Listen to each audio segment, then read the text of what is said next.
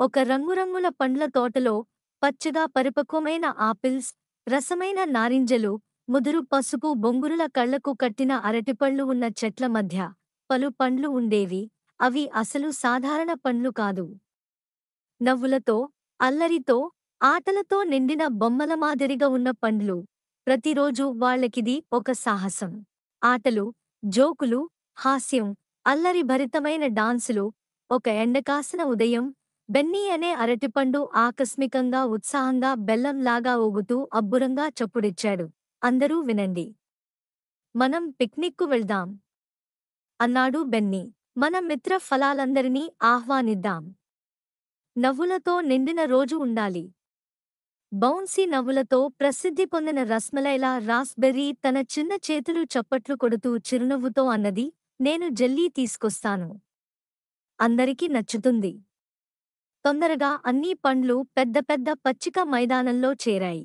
Woolly orange, Shami strawberry, Greg grape, ఇంకా పఫ్ఫక్తేతో సరదాగా ఉండే అవా ఆపిల్ కూడా వచ్చింది. బెన్నీ డాన్సుల పోటీతో మొదలుపెట్టాడు. ఇదిగో, ఇది నా బనానా ట్విస్ట్ అని తన పొడవైన పచ్చటి తొక్కను ఒళ్ళు మెలిపెడుతూ ఊపేశాడు. ఇతర పండ్లు హర్షధ్వానాలతో తమ తమ హాస్యడాన్సులతో పాల్గొన్నారు. శామీ తన స్ట్రాబెర్రీ స్పిన్తో తిరిగింది. ఒల్లీ తనతో తన్నుకుంటూ ఆరెంజ్ హాప్ చేశాడు. ఫక్తే గ్రెగ్ గ్రేప్ స్టెప్ పెట్టాడు. జిగిల్స్ స్టైల్లో స్టెప్పులేస్తుంటే ఓహ్! కొన్ని ద్రాక్ష పండ్లు జారిపడ్డాయి. అన్నీ నవ్వుకుంటూ నవ్వుల్లో తడిపేశారు.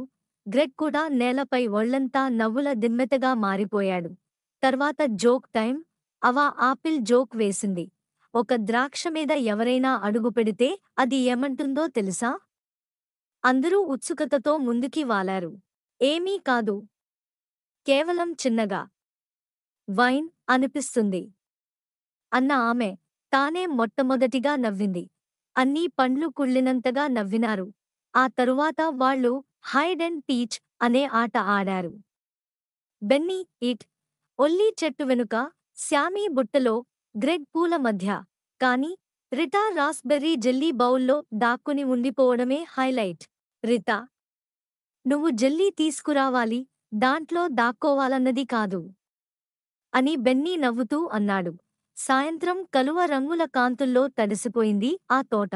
నీలి ఆకాశంలో ఎరుపు రితాలాగా, నారింజ ఒల్లీలాగా, పసుపు బెన్నీలాగా మెరిసిపోయింది.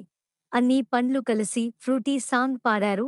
తమ రుచుల గురించి, తమ ఆటల గురించి, తమ నవ్వుల గురించి. శామీ స్ట్రాబెర్రీ చెప్పింది, ఇంత మంచి స్నేహితులుండటం నిజంగా అదృష్టం. నవ్వుల పిక్నిక్ కంటే ఆనందం ఎలాగుండబోతుంది?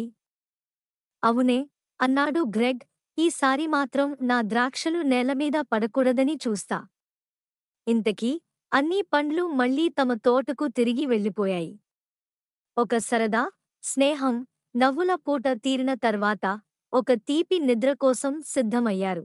నీతి: జీవితం సింపుల్, ఆనందం షేర్ చేయడంలో ఉంది. స్నేహితులతో నవ్వులు పంచుకుంటూ, కొంచెం అల్లరి, కొంచెం సరదా. ఇవే మన బంగారు జ్ఞాపకాలు అవుతాయి. ఇది పిల్లలతో పాటుగా పెద్దలకు ఒక చిన్న గుర్తుగా. నవ్వుతూ జీవించండి.